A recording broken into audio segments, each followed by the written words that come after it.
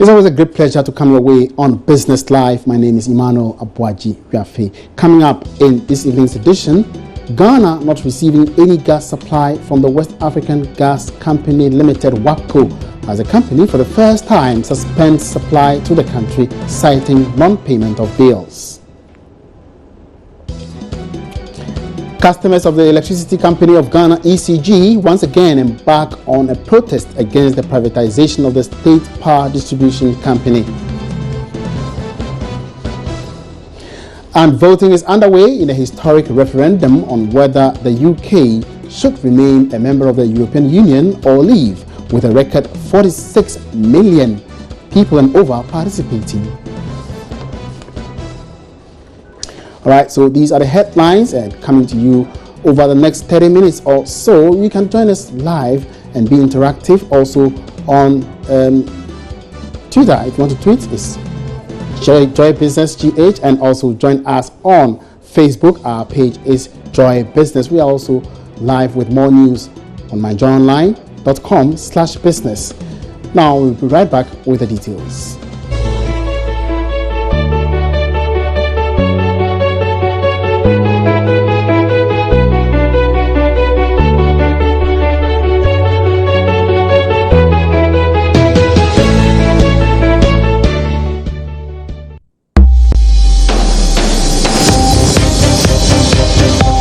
Business Live today is brought to you by Ghana Commercial Bank.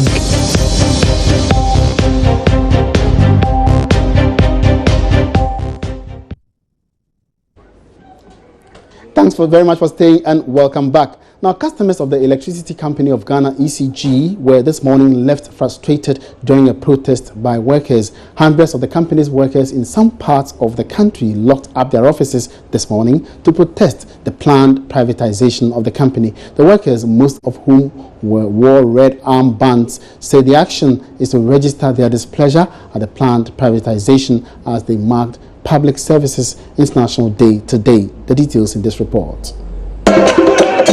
It was a nationwide exercise meant to tell government, ECG and public utility workers were unhappy with what they say is government decision to privatize the ECG. In solidarity with PSI, we're celebrating the Public Services International, and we're also using this platform to also express our concerns regarding what we all know, the ECG going on concession, which we are thinking that is not the best for the company as we speak now. But what do you stand to lose after the agreement? If you say what do we stand to lose, are you looking at us as individuals or as workers of ECG? As workers, what we stand to lose it's not basically about us. It's about the company, it's about the nation as a whole. We work here, we know what the nation needs, we know what we can also give up. We are saying that this is not the best way to go. You're looking at the privatization, it will rather worsen the plight and the situations of Ghanaians as per se. Because if you go to Uganda now, they are paying the highest bill as at now. But they went into concession. Other than that, they wouldn't have suffered that.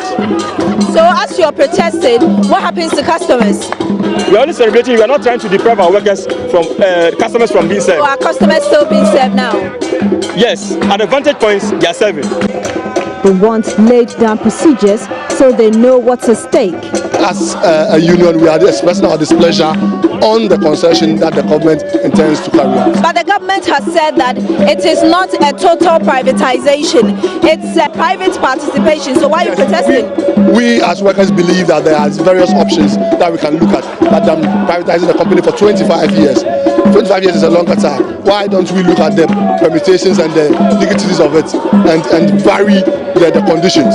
That is all we are talking about. Customers had to bear the brunt of the protest by the workers.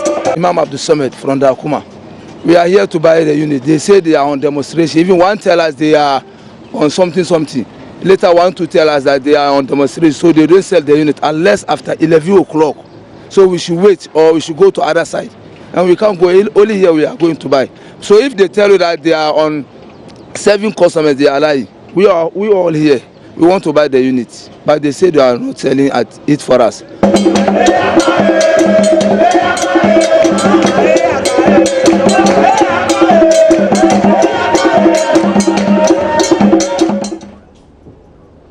So those were agitating workers of the ECG. Now, meanwhile, workers at the Roman Ridge and Achimota branches also protested, but did it quietly with just red cloths hanged at their gates. Moving on, latest reports from the Bank of Ghana indicates that credit extension witnessed a significant decline from 2014 to 2015. Lots of businesses struggled in getting access to credit from banks last year.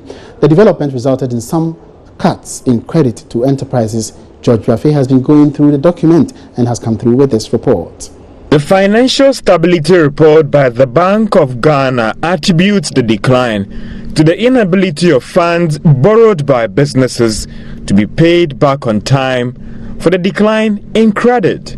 The report shows that despite the drop, private sector still accounted for the largest share of loans granted compared to the public sector, with most loans going to commerce, finance, construction and the energy sector. For many, the development was expected, as some banks like Standard Chartered Bank had already indicated that it will limit credit to some sectors of the economy due to the high non-performing loan rate. The development, according to the report, resulted in a decline in profits of some commercial banks. For a lot of bank managing directors that Joy Business have spoken to, if the situation does not improve in terms of paying back these loans on time, as well as the economic environment, they might be difficult to grant loans to businesses in the coming months. Meanwhile, the industrial sector of the economy has been one of the biggest casualties as a result of recent decline in commodity prices. Latest GDP estimates from the Statistical Service shows that industry did not record any growth. The mining and quarrying subsector, for instance, went down by more than 10%. Professor Peter Quartey, an economist, assesses what can be done by government to improve the situation, considering the sector's role in the economy. The decline in commodity prices, especially gold, diamond, and the rest, and as well as the high cost of utility tariffs and the like, has really affected businesses, especially the mining and quarrying sector, as we see sharp decline in its performance. To revamp this or reverse this, I believe, is for us to have very pragmatic policies where we will ensure that the high cost of doing business is significantly reduced within this sector. Industry performance in this quarter is worrying in the sense that oil and gas, one of the major sectors of this economy where we have tend to put our hopes on, has recorded negative growth rates. Then also mining and quarrying, which is also one key sector. And therefore, it's quite a problem for us to address to ensure that we reverse the decline. Otherwise, our export revenues are likely to decline. Our foreign exchange revenue would continue to decline. And that is not good for our exchange rate management.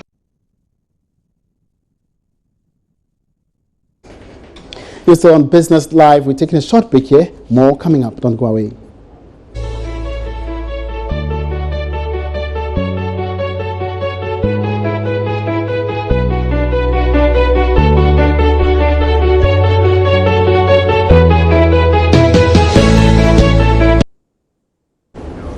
Thank you very much for staying and welcome back to Business Live. Now, for now, Ghana is not receiving any gas supply from Nigeria through the West African Gas Pipeline Company, WAPCO. The company has since last Friday suspended the supply of gas as a result of unpaid bills by the Ghana government. The Volta River Authority owes Nigeria's NGAS about $180 million, while NGAS in turn owes the pipeline company $104 million. Now, Corporate Affairs Director for WAPCO, Harriet Rekubrebe, says this is the first time the company, a public-private partnership in which Chevron subsidiary has a 36.9% stake, has suspended supplies to Ghana.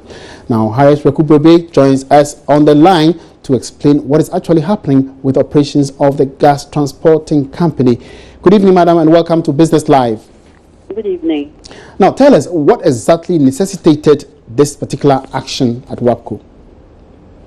Well, the specific action that we have taken based on the directives of our shareholders on our board was to suspend transportation services. So, we give transportation services to NGAS, that's the supplier of gas to DRA and EED. So, because the company WACO is not getting paid for its service, it's been placed in a difficult position. And so, the directive was for us to suspend the transportation service. And I assume that because we suspended the transportation service, NGAS not having a transporter to supply the gas also suspended the supply of gas. Now, tell us, who exactly owns you? Is it NGAS? Is it VRA? Is it any other company at all? Well, the arrangement is that NGAS has a contract to supply gas. So, and we are transporting the gas on behalf of NGAS. NGAS gets the gas from producers and then transports it to the off-takers through WACO. So payment is made to NGAS, and NGAS also pays WACO for the transportation service that it has offered to them. So that is the arrangement that is in place. All right. No. So how much gas had been flowing through the pipeline before this particular action was taken? It varies. It varies. I think that just before the pipeline was broken, the quantity was not broken. Just before the transportation service was suspended, the quantity going in there, I think, fluctuated between 10 million and 20. But it varies, and it all depends on what NGAS is able to supply to their off-taker. Now, was it not a problem of the vandalization of the pipeline in Nigeria? What's not a problem of vandalization? This particular action, has it not come about partly because of the challenges that was encountered in Nigeria a few weeks ago? Which action are you talking about? Our action in suspending or NGAS's action in this particular action of your suspension of gas? You mean the West African Gas Pipeline Company? Yeah, is it purely non-payment of bills, or there's any other reason that can be assigned to that? I've already indicated to you. What I said was that because the West African Gas Pipeline Company is not being paid for the services that it's rendering, we wrote to NGAS to tell NGAS that we are suspending transportation services. Yeah, I asked this question because GREDCO had been saying for some time now that no gas has been flowing through to its outfits. Well, I cannot talk for gas suppliers because as I'm explaining, we are transported. So whatever quantity the gas supplier puts into the pipeline, that is what we transport. But for us, the revenue that we make, based on which we operate the pipeline, based on which we pay salaries, based on which if we have issues, if, for example, the protection of the pipeline offshore, that we collaborate with the Navy, whatever expenditure that we incur, it is all out of the revenue that we make for gas transportation.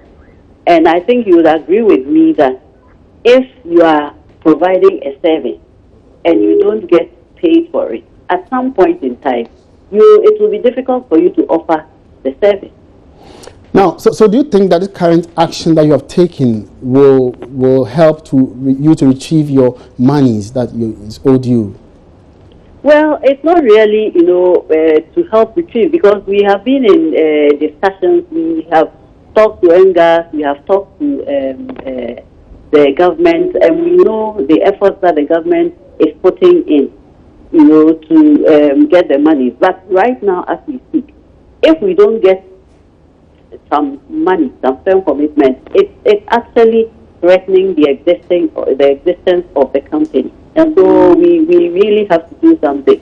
You cannot keep on providing a service. It's like if you you have a bus and you are providing a service, transporting people. If you don't get paid, how are you going to be able to buy your the fuel that you put in the bus for it to move or maintain it?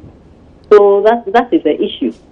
All right. Now, before we finally go, is there any vandalization of any pipeline in Nigeria? Can you confirm that? Well, as for vandalization of the pipeline, I think that if we follow the news, if you go to Google Alerts and all that, you will see that there is vandalization every now and then. It's been happening for years.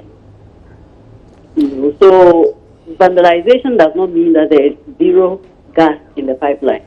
So I do not really want to talk about the process. I think that if you talk to NGAS, they will have to address the issue.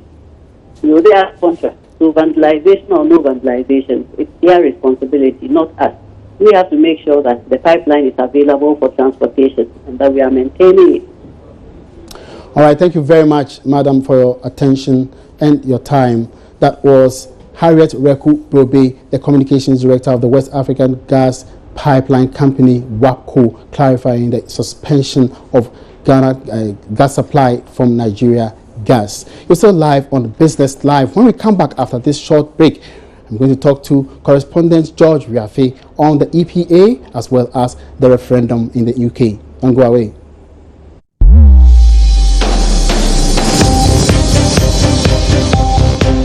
Business Live today was.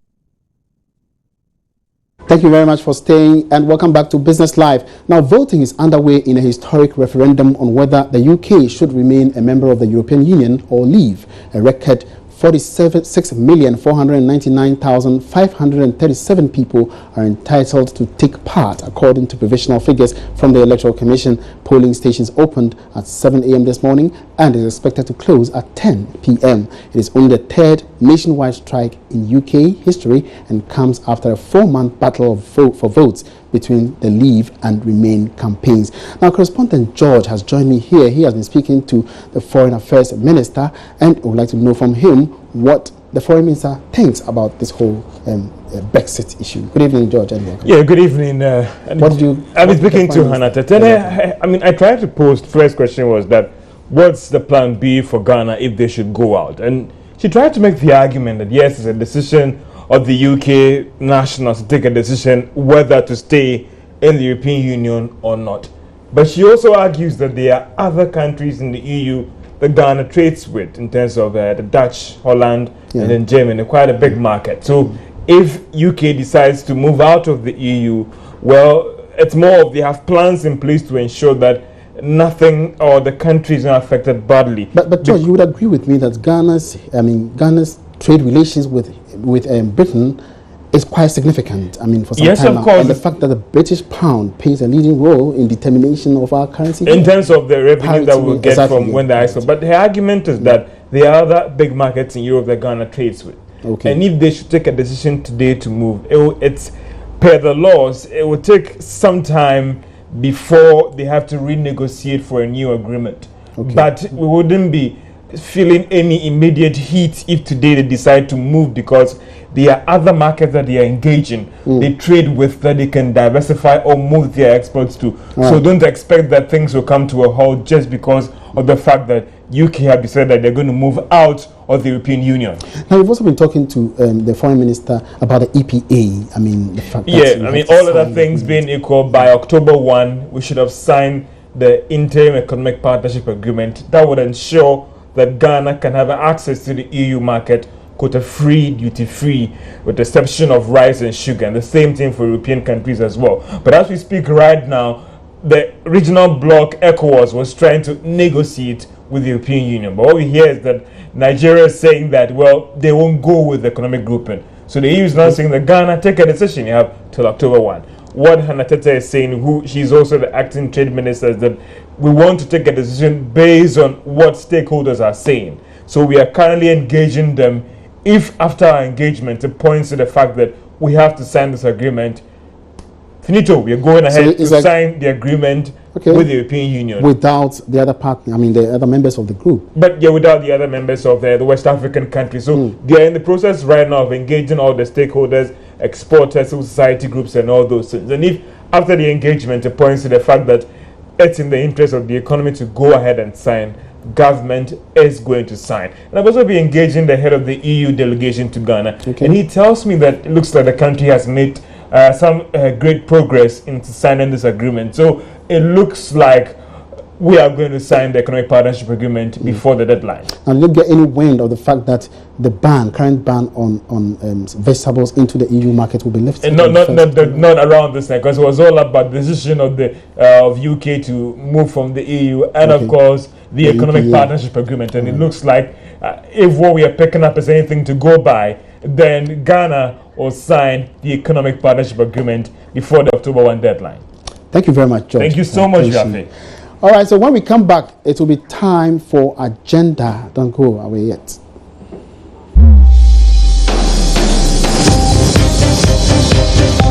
Interview of the day was brought to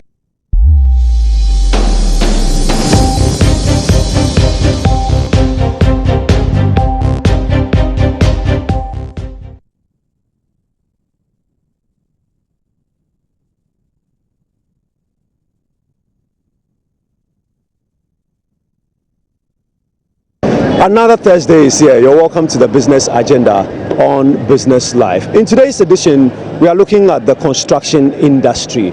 You know, it's set to hold the key to the nation's economic development, but the sector is plagued with numerous challenges as the major infrastructural projects, government or national infrastructure projects, are won by international firms to the detriment of local construction firms. Usually the argument is that local companies do not have the capacity to embark on such projects, the reason why international firms do win such contracts.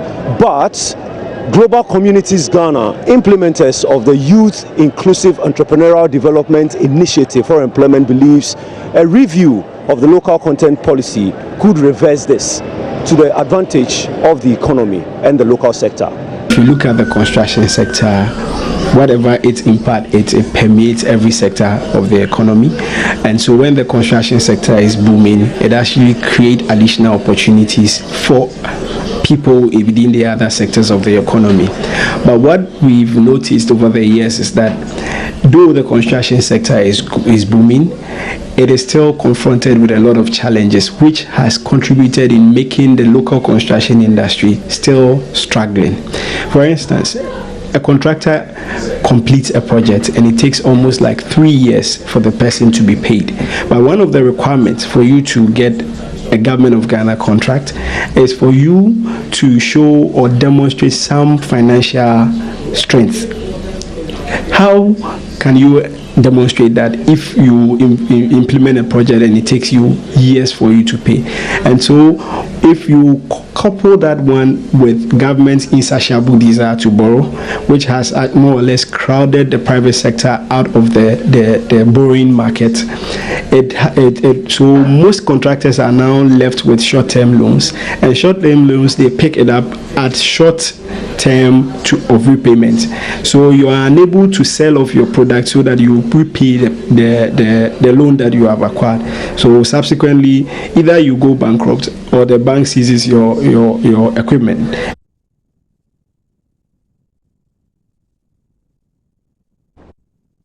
Business Agenda every Thursday on Business Live, right on your Joy News channel. And this is where we draw the curtains down on this evening's edition of Business Live. Thank you very much once again for watching, and do join me again tomorrow for another interesting package. My name is Emmanuel Abuaji Riafi. Up next is Focus on Africa.